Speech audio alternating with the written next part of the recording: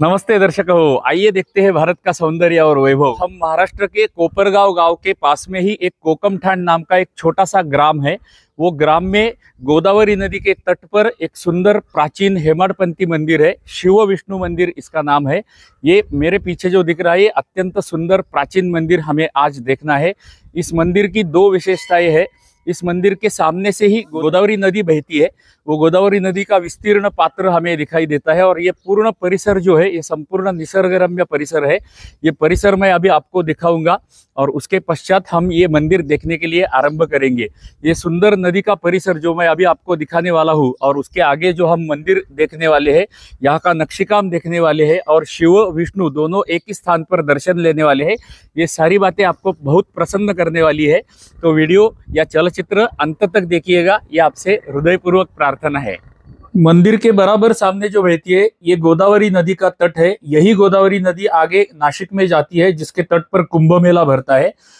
हम प्रातः काल में 7 बजे यहाँ पर आए हैं, मंदिर में दर्शन करने के लिए आए हैं। अत्यंत प्रसन्न करने वाला वातावरण हमें मंदिर के बाहर ही देखने के लिए मिला। ये नदी का परिसर आप देख सकते हैं, अत्यंत विस्तीर्ण विशाल पात्र है नदी का। हम जब यहाँ पर आए तो सूर्योदय जस्ट हुआ था। ये सूर्य भगवान का दर्शन लेके हम मंदिर की दिशा में अंदर जाने के लिए चले हैं। तो आइए आप भी हमारे साथ चलिए, मंदिर देखने को आरंभ करते हैं। इस मंदिर के प्रांगण में प्रवेश करते ही हमें प्रतीत हो गया कि यहाँ के ग्रामस्थों ने तथा इतिहास पुरातत्व विभाग ने इस मंदिर का सुंदर रखरखाव किया हुआ है। अत्यंत स्वच्छता हमें इस मंदिर के प्रांगण में देखने के लिए मिली। ये मंदिर का पूरा प्रांगण जो है पाषाण से बनाया हुआ प्रांगण है और अत्यंत स्वच्छता यहाँ पर थी। कुछ भी कचरा देखने को हमें नहीं मिला। अभी 7 बजे है, प्रातःकाल के 7 बजे है और हमारे यहाँ पर आने से पहले ही मंदिर के बराबर सामने आप देख सकते हैं, किसी यहाँ के स्थानिक महिला ने अत्यंत सुंदर रंगोली बराबर मंदिर के प्रवेश मंडप के सामने ही निकाल के रखी थी। इस रंगोली से हमें ये दिखाई दिया कि यहाँ के गांव के ग्रामस्थों की इस मंदिर के विषय में कितनी आस्था है। ये अत्यंत सुंदर बात हमें देखने के लिए मिली। मंदिर के सामने ये 2 फुट का चौथरा बनाया हुआ हमें दिखाई देता है। उस कालावधि में यज्ञ यागादि करने के लिए ये चौथरा बनाया गया रहेगा। उसके आगे हमें 5-6 सीढ़ियां देखने के लिए मिलती है और उसके आगे मंदिर के अंदर मंदिर का सभा मंडप दिखाई देता है। ये दाहिनी बाजू में आप देखेंगे तो यहाँ पर भी एक प्रवेश द्वार है। इस गांव में ऐसी पद्धति है कि ये जो सामने मुख्य प्रवेश द्वार दिख रहा है, इस प्रवेश द्वार से अंदर दर्शन के लिए जाते हैं और दाहिनी बाजू से बाहर आते हैं। ऐसी यहाँ की प्रथा है। हमारी नित्य की पद्धति के अनुसार हम मंदिर का प्रवेश मंडप देखने से आरंभ करेंगे। मंदिर देखने का यहाँ पर प्रवेश मंडप तथा नंदी मंडप दोनों सामायिक बनाए गए हैं। प्रवेश मंडप में ही नंदी महाराज रखे गए हैं, इसलिए हम इसको नंदी मंडप या प्रवेश मंडप भी कह सकते हैं। अभी आपको जो पटल पर दिख रहा है, ये यहाँ का नंदी मंडप है और इसके ऊपर भी अत्यंत सुंदर नक्शीकाम किया हुआ है, सुंदर नक्काशी बनाई हुई है, जो हम अंदर जाके देखेंगे। ये नक्काशी आपको थक्क कर देने वाली है। इस मंदिर के नंदी मंडप को भी 4 स्तंभ है, जैसे अन्य मंदिरों में होते हैं। ये आप देख सकते हैं 4 स्तंभ, उसमें से पहला बाई बाजू का स्तंभ है, उसके सामने बराबर एक स्तंभ है। दाहिनी बाजू में यदि हम देखेंगे तो दाहिनी बाजू का पीछे वाला जो स्तंभ है, उसके सामने हमें आपको एक प्लेन स्तंभ दिखाई देता रहेगा। ये प्लेन स्तंभ जो है, ये बाद में आधार देने के लिए, नंदी मंडप गिरना नहीं चाहिए, उसको आधार देने के लिए ये प्लेन स्तंभ पश्चात कालावधि में लगाया गया है। ओरिजिनल जो 4 स्तंभ है, उनके ऊपर सुंदर नक्काशी हमें देखने के लिए मिलती है। अभी ये दाहिनी बाजू का स्तंभ आप देख लीजिए, ऊपर के भाग में बनाई हुई सुंदर गोलाकृति या गोलाकार आप देख सकते हैं। अत्यंत सुंदर नक्काशी हमें मंदिर के नंदी मंडप से ही देखने को आरंभ होता है। ये नक्काशी देखकर आप थक्क हो जाने वाले हैं। हमारे पूर्वजों के पास मैं बोलता रहता हूँ कि कोई भी आधुनिक शस्त्र अस्त्र नहीं थे, किंतु फिर भी उन्होंने हमारे लिए मंदिर का सौंदर्य, भारत का सौंदर्य और वैभव निर्माण करके रखा है। यह हमें देखना चाहिए। अभी आप पटल पर जो दिख रहा है वो देखिए, यहाँ पर आपको एक छिद्र दिखता रहेगा।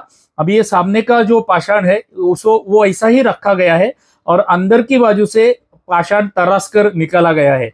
अभी प्राचीन कालावधि में 1000 वर्ष पहले, 800 वर्ष पहले हमारे पूर्वजों के पास कोई भी आधुनिक शस्त्र अस्त्र नहीं थे, फिर भी कोई मशीनरी नहीं थी, फिर भी उन्होंने ऐसे 3D टाइप के शिल्प हमारे लिए बना के रखे हैं। और ये देखने के लिए हमें भी आना चाहिए और हमारी अगली पीढ़ी, मित्र, कुटुंब, परिवार, सारे लोगों को उद्युक्त करना चाहिए ऐसे सुंदर सुंदर मंदिर देखने के लिए। और उसका सरल मार्ग है कि हमारे वाहिनी के चलचित्रों के लिंक्स अधिकाधिक लोगों को शेयर करते रहना। तो आपसे प्रार्थना है कि यह चलचित्र का लिंक भी अधिकाधिक लोगों को शेयर कीजिए। नासिक के पास सिन्नर के परिसर में भी ऐसे अनेक प्राचीन मंदिर है। इस अहिल्यानगर क्षेत्र में भी जितने भी प्राचीन मंदिर हमने इस प्रवास में देखे, उसमें हमें एक ध्यान में आया कि इस क्षेत्र में मंदिर बांधने के लिए जो पाषाण प्रयोग किया गया है वो जीर्ण होते जाने वाला पाषाण है, इसलिए यहाँ का नक्शी काम जो है या नक्काशी थोड़ी सी जीर्ण हुई है। जैसे अभी यहाँ के नंदी महाराज हमें थोड़े से जीर्ण हुए दिखाई देते हैं, किंतु यहाँ का नंदी मंडप अत्यंत सुंदर है जो देखने जैसा है। तो आइए सभा मंडप की दिशा में जाते हैं। अभी हम सभा मंडप का प्रवेश द्वार देख रहे हैं। आप देख सकते हैं यहाँ पर 5 द्वारपाल या द्वारपालिका हमें दिखाई देते हैं। मध्य में जो बड़ा शिल्प आपको दिख रहा है, बड़ा द्वारपाल है, ये विष्णु महाराज है। विष्णु महाराज के हाथों के विष्णु के चिन्ह आप सहजता से चिन्हित कर सकते हैं। बाएं हाथ में नीचे गदा धारण की हुई है, शंख है, चक्र है, पद्म है, ये सारे विष्णु के चिन्ह दिखाई देते हैं। ये विष्णु महाराज है। उसके दाहिनी बाजू में यदि हम देखेंगे तो एक द्वारपालिका है और एक द्वारपाल हमें दिखाई देते हैं। ये पांचों द्वारपाल जो है उनके ऊपर अत्यंत सुंदर नक्काशी बनाई गई है। ये विष्णु महाराज के गले के हार आप देख लीजिए, अत्यंत बारीक आकार का नक्काशी इसमें किया गया है। विष्णु महाराज जी का जनेऊ भी अत्यंत सुंदर दिखाई देता है। उसके पैरों के अलंकार भी बारीक आकार के, छोटे आकार के बनाए गए हैं। और इतना सुंदर नक्शी काम देखकर आप कल्पना कर सकते हैं कि अभी इतने सैकड़ों वर्ष के बाद में हमें ये सुंदरता देखने के लिए मिलती है मंदिर की। तो ये मंदिर जब नया बांधा रहेगा तब ये कितना सुंदर होगा। उस विष्णु के मूर्ति के ऊपर ही हमें एक सुंदर कीर्तिमुख दिखाई देता है। ये कीर्तिमुख यहाँ पर है क्योंकि मैंने आरंभ में जैसे बोला था, ये शिव विष्णु मंदिर है या विष्णु शिव मंदिर है, इसलिए हमें विष्णु के भी चिन्ह इसमें दिखाई देते हैं और शिव के भी चिन्ह दिखाई देते हैं। उसमें से ये शिव का चिन्ह कीर्तिमुख भी हमें यहाँ पर देखने के लिए मिला। कीर्तिमुख के ऊपर यदि हम देखेंगे तो हमें 2D टाइप का सुंदर नक्काशी बनाया हुआ देखने को मिलता है, जो पाषाण में बनाया गया है। ये सारा पाषाण का बांधकाम है। उसके ऊपर आप देखेंगे तो श्रृंखला में लटकाई हुई एक घंटी हमें दिखाई देती है, सुंदर घंटा, और ये पाषाण में बनाई हुई श्रृंखला देखने के लिए मिलती है।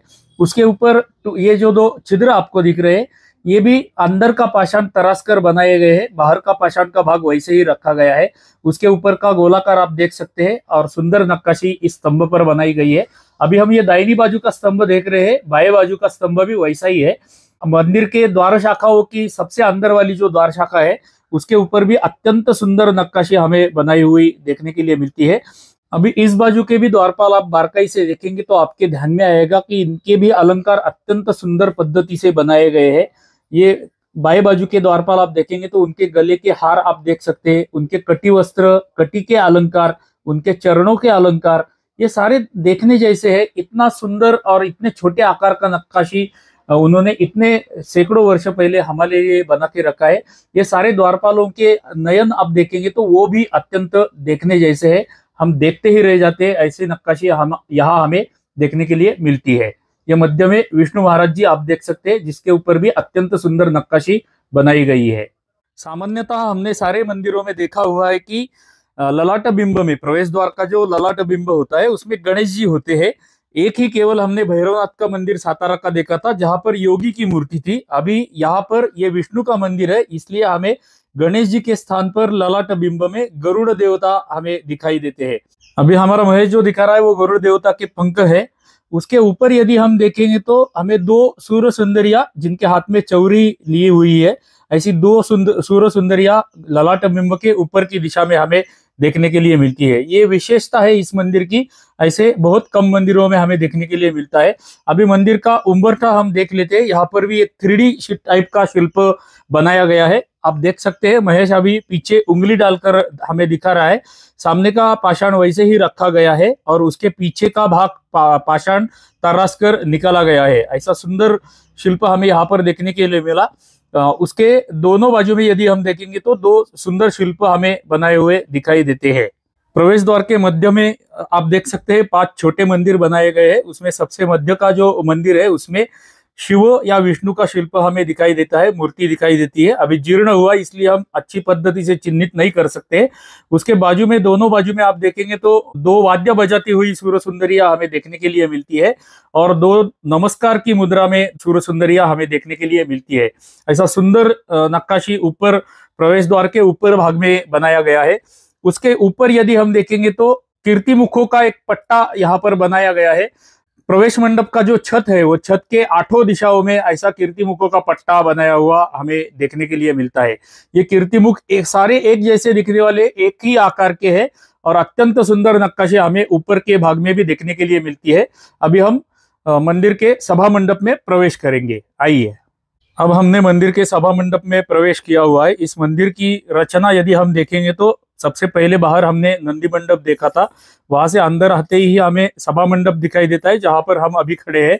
उसके अंदर सामने अंतराल है और अंदर गर्भगृह है। पहले हम यहाँ का सभा मंडप देख लेते हैं। यहाँ का छत अत्यंत देखने जैसा है, वो देखेंगे और फिर हम गर्भगृह में जाएंगे। सभा मंडप में नीचे अभी आधुनिक टाइल्स लगाए गए हैं। संभवतः यह है कि यहाँ पर पूर्व कालावधि में रंगशिला रहेगी, जिस रंगशिला पर बैठकर परमेश्वर को कला सादर की जाती थी, जैसे गायन सेवा, वादन सेवा, नृत्य सेवा, ऐसी सेवाएं सादर करने के लिए रंगशिला होती थी। सभा मंडप में हमें दिखाई दे रहा है कि 2 गर्भगृह यहाँ पर है, बाई बाजू में एक है और सामने हमें एक मुख्य गर्भगृह दिखाई दे रहा है। मुख्य जो गर्भगृह है वहां के स्तंभों को सुंदर नक्काशी बनाई गई है, वो पहले हम देखते हैं। अभी आप देख रहे हैं मुख्य गर्भगृह के बाजू का पहला स्तंभ नीचे से हम देख रहे हैं। सबसे नीचे वाले स्तर में एक सुंदर शिल्प बनाया गया है, उसके ऊपर चौकोनी आकार है। चौकोनी आकार के ऊपर 2D टाइप का या डिजिटल डिजाइनिंग जैसा एक शिल्प सुंदर बनाया गया है। उसके ऊपर कोनाकृति नक्काशी बनाई गई है। कोनाकृति नक्काशी के ऊपर सुंदर कीर्तिमुख हमें देखने के लिए मिलता है। ये शिव विष्णु मंदिर है, इसलिए शिव के भी चिन्ह हमें देखने के लिए मिलते हैं और विष्णु के भी देखने के लिए मिलते हैं। उसके ऊपर जो गोलाकार कलाकृतियां बनाई हुई है वो आप देख सकते हैं। और सबसे ऊपर हमें 3D टाइप का शिल्प बनाया हुआ, जिसके पीछे का पाषाण तराश कर निकाला गया है। आप देख सकते हैं जैसे हमने बाहर के स्तंभों में देखा था, वैसे ही बड़े आकार का हमें यहाँ के स्तंभों को भी देखने के लिए मिला। जैसा दाहिनी बाजू का स्तंभ है वैसा ही बाई बाजू का भी स्तंभ हमें यहाँ पर देखने के लिए मिलता है। अब मैं आपको सभा मंडप का गोलाकार दर्शन कराता हूँ। मुख्य गर्भगृह सामने देख रहे हैं, उसके दाहिनी बाजू में एक प्रवेश द्वार है जहां से निर्गमन करते हैं आने वाले भाविक। दाहिनी बाजू में 2 कप्पे हमें दिखाई देते हैं। इस प्रवेश द्वार से हम मंदिर में प्रवेश किया था हमने। यहाँ पर भी 2 स्तंभ बनाए गए हैं और इस बाजू में एक गर्भगृह है, सेकेंडरी गर्भगृह है, द्वितीय स्थान का गर्भगृह जिसे हम बोल सकते हैं। उसके सामने 2 बड़े आकार के स्तंभ आपको दिखाई दे रहेंगे। उसके ऊपर अच्छी नक्काशी नहीं बनाई गई है या प्लेन बनाए गए, कुछ गोलाकार चौकोन बनाए गए हैं। मेरी कल्पना ऐसी है कि ये स्तंभ बाद में आधार देने के लिए मंदिर को लगाए गए रहेंगे, इसलिए उनके ऊपर नक्काशी अधिक नहीं है। किंतु अंतराल यहाँ का देखने जैसा है। वो हम अंदर जाकर पहले ये गर्भगृह देख लेते हैं, फिर मुख्य गर्भगृह में हम जाएंगे। आइए इस गर्भगृह के अंतराल में जाते हैं। ये शिव विष्णु मंदिर है, तो संभावना यह है कि ये द्विदल पद्धति का मंदिर है। एक गर्भगृह को विष्णु को समर्पित था, दूसरा गर्भगृह शिव को समर्पित है। तो ऐसे 2 गर्भगृह यहाँ पर है। अभी हम विष्णु का गर्भगृह देखने वाले हैं, ऐसा हमें प्रतीत हो रहा है। यहाँ का अंतराल भी देखने जैसा है। ये नक्काशी आप देख लीजिए। गर्भगृह के प्रवेश द्वार के ऊपर ये शिल्प बनाया गया है। मध्य में एक देवी माता का शिल्प है। संभवतः यह है कि विष्णु का मंदिर है तो लक्ष्मी माता यहाँ पर रहेगी और लक्ष्मी माता के दोनों बाजू में 2 गजलक्ष्मी हमें बनाए हुए दिखाई देते हैं। गजलक्ष्मी यानी कि हाथी, उसके 2 बाजू में 2 सुंदर शिल्प बनाए गए हैं। ये सुंदर नक्काशी हमें अंतराल में देखने के लिए मिलती है। उसके ऊपर कुछ फूल बनाए गए हैं और वो फूलों के ऊपर भी सुंदर वेल बनाए गए हैं। ऐसा सुंदर नक्काशी हमें यहाँ पर देखने के लिए मिलती है। अभी हम यहाँ के प्रवेश द्वार का छत देख लेते हैं।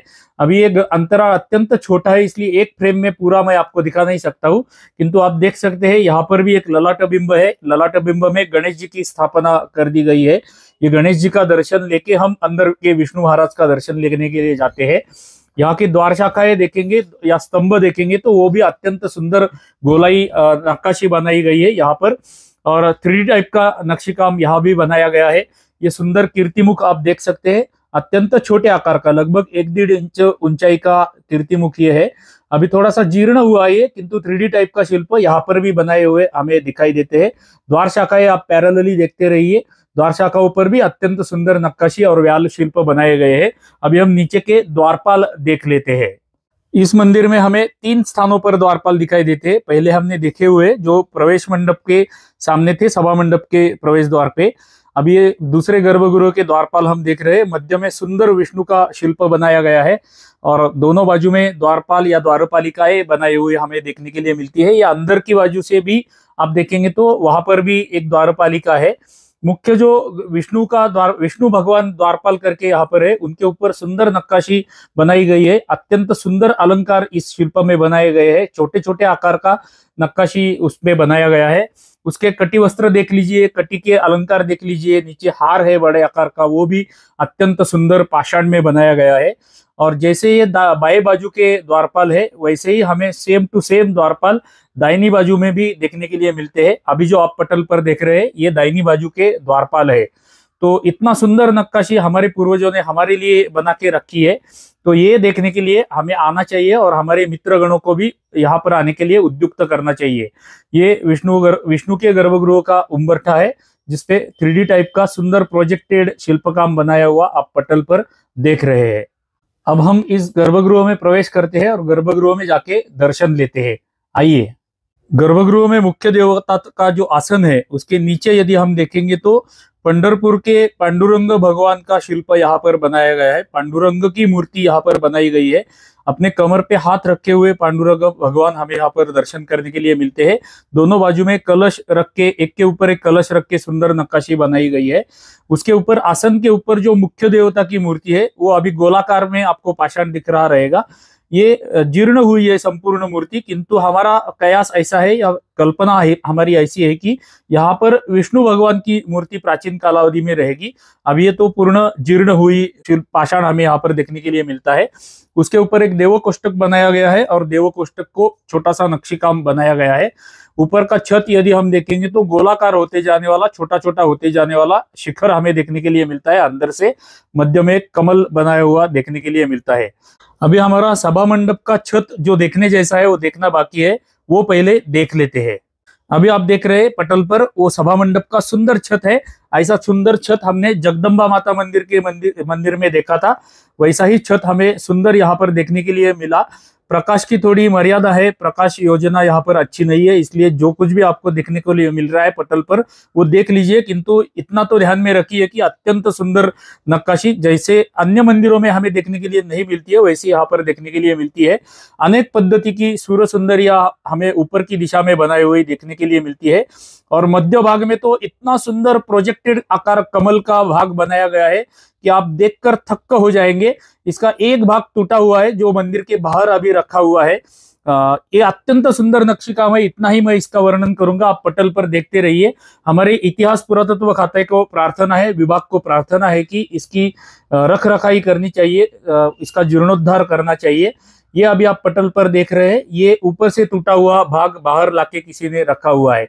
ये उस मध्य भाग में जो कमल था उसका टूटा हुआ भाग मंदिर के बाहर रखा हुआ हमें दिखाई दिया। अभी हम मुख्य गर्भगृह के प्रवेश द्वार के सामने आए हुए, यानी कि उसके अंतराल में आए हुए हैं। यहाँ पर हमें दाई और बाई बाजू में दो देव कोष्टक बनाए हुए दिखाई देते हैं। देव कोष्टकों के स्तंभों के ऊपर और उनके ऊपर भी सुंदर नक्काशी बनाई गई है। मुख्य गर्भगृह का जो प्रवेश द्वार है वहां पर भी हमें द्वारपाल देखने के लिए मिलती है। ये तीसरा संच है द्वारपालों का इस मंदिर में। पहला हमने प्रवेश द्वार पे देखा था सभा मंडप के, दूसरे गर्भगृह के प्रवेश द्वार पे। अभी ये तीसरा संच हम देख रहे हैं द्वारपालों का। मध्य में विष्णु की मूर्ति है और अन्य द्वारपाल या द्वारपालिका जैसे हमने पहले दो स्थानों में देखे थे, वैसे ही सुंदर नक्काशी वाले यहाँ पर भी बनाए गए हैं। इसलिए मैं उनका वर्णन नहीं करूंगा क्योंकि हमें समय की मर्यादा है। चलचित्र अधिक लंबा हो रहा है। यहाँ के स्तंभ आप देख लीजिए, स्तंभ के ऊपर का सुंदर नक्काशी जैसे वहां पर देखा था वैसे ही यहाँ पर है।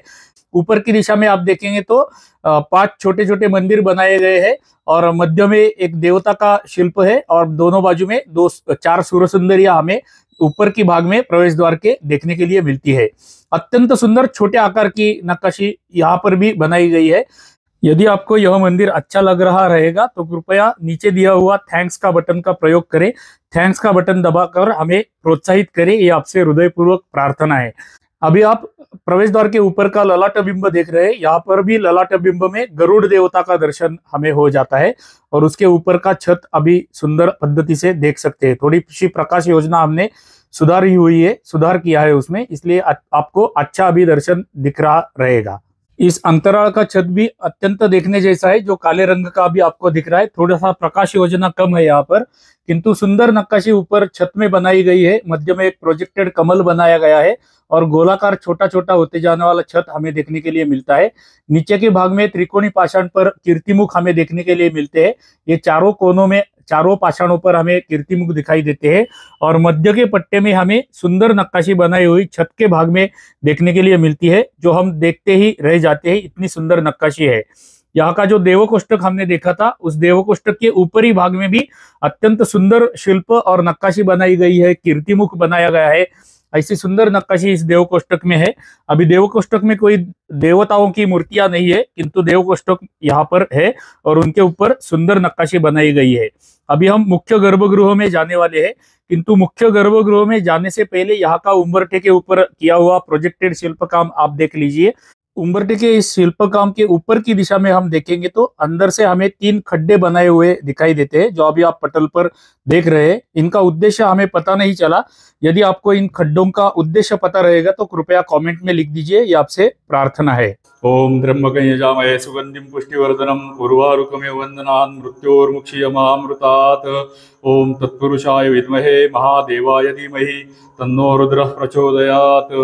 ओम नारायणाय विद्महे वासुदेवाय धीमहि तन्नो विष्णुः प्रचोदयात्।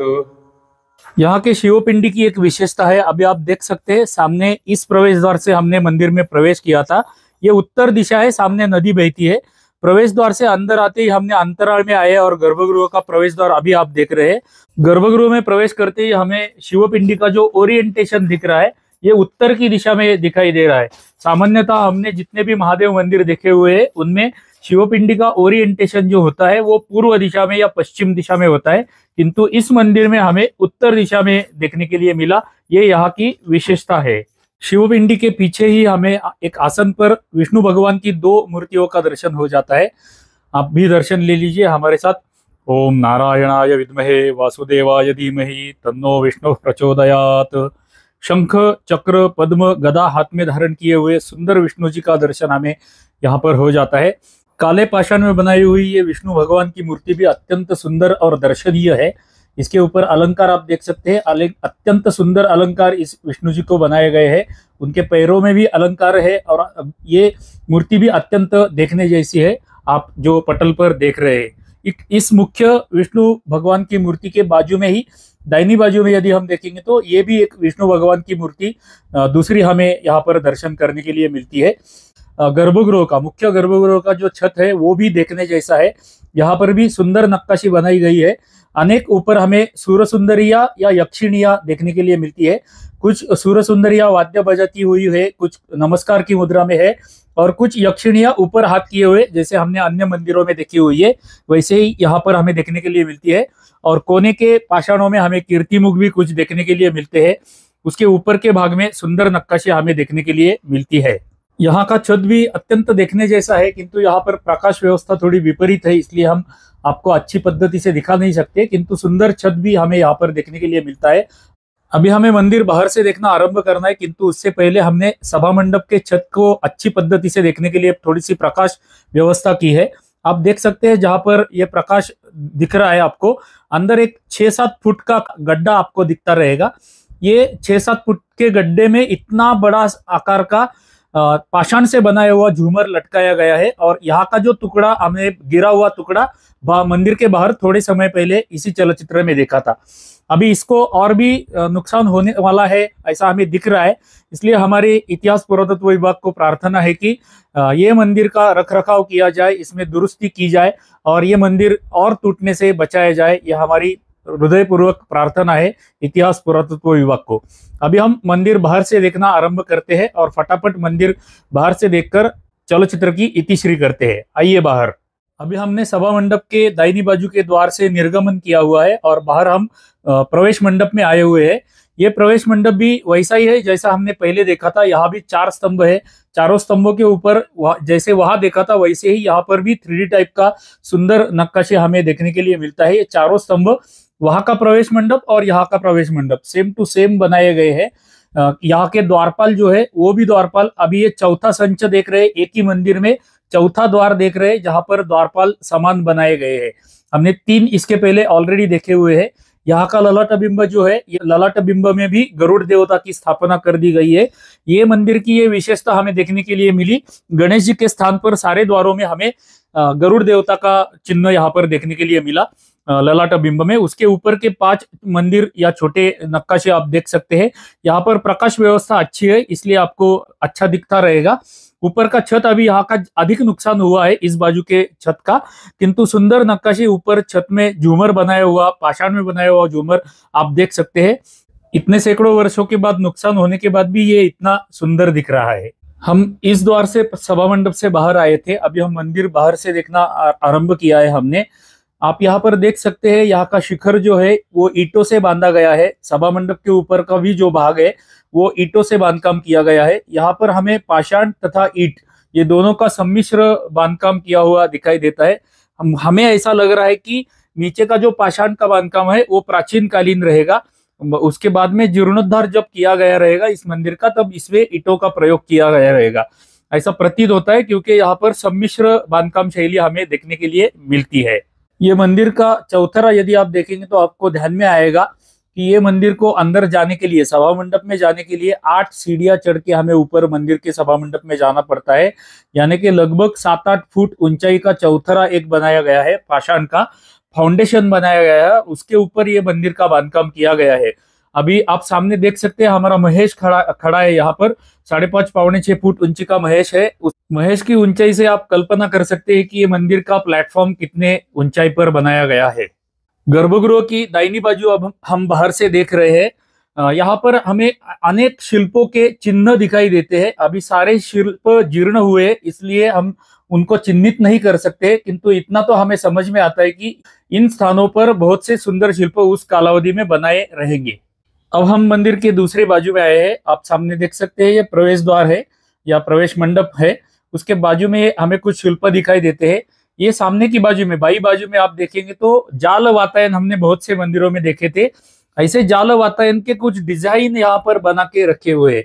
अभी ये जाल वातायन नहीं है, आर पार इनमें छिद्र बनाए गए नहीं है, किंतु जाल वातायन के डिजाइन हमें इस बाजू में देखने के लिए मिलते हैं। वैसे ही उसके बाजू का जो बाजू है वहां पर भी हमें जाल वातायन के अनेक प्रकार बनाए हुए देखने के लिए मिलते हैं, जिसे हम आधुनिक शब्दों में विंडो डिजाइन्स बोल सकते हैं। ऐसे विंडो डिजाइन्स हमें यहाँ पर बहुत से देखने के लिए इस बाजू में भी देखने के लिए मिलते हैं।